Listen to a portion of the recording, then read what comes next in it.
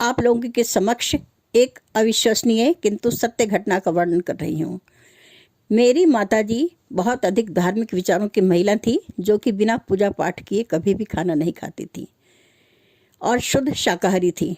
जबकि मेरे पिता थोड़े नास्तिक थे और बहुत अधिक ईश्वर में विश्वास नहीं करते थे और परिस्थितियों के अनुसार समझौता कर लेते थे, और वह मांसाहारी थे।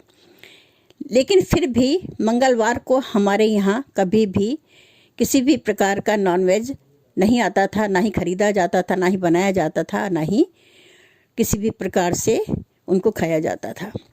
एक बार की बात है कि मंगलवार के दिन ईद पड़ी और उनके एक मित्र थे जो कि दूसरे धर्म से संबंध रखते थे, और उन्होंने ईद के दिन बकरी काटी और मेरे पिता को बोला कि आज बकरीद है और आप हमारे से मीट ले जाइएगा।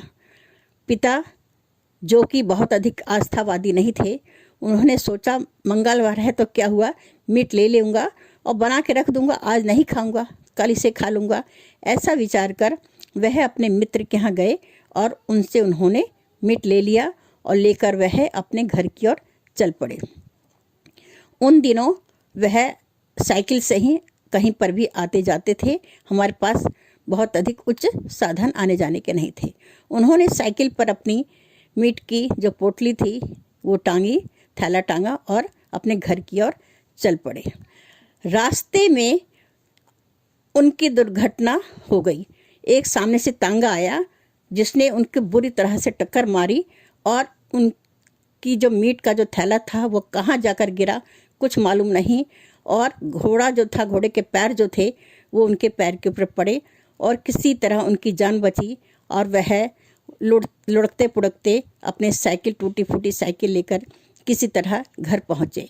इसी बीच वह दोपहर का समय था और मेरी माताजी सोई हुई थी और उनको सपने में दिखाई दिया कि देख कि तुम्हारा पति मीट लेकर आज आ रहा था, मैंने उसकी क्या दुर्दशा करी है।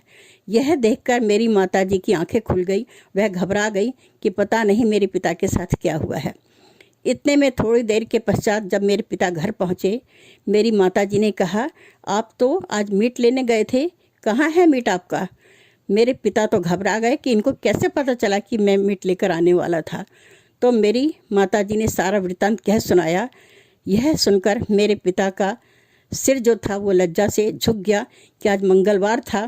फिर भी मैंने ये उनका कहना नहीं माना और अपनी जिद के कारण मैं मीट लेकर चला और मीट भी घर तक नहीं पहुंचा और साथ में मेरी यह दुर्दशा हो गई।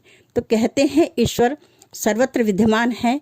यदि आप मानते हैं तो सब कुछ है, नहीं मानते तो आपके लिए कुछ भी नहीं है, लेकिन ईश्वर है और उसका अस्तित्व भी हर जगह है। जय श्री राम।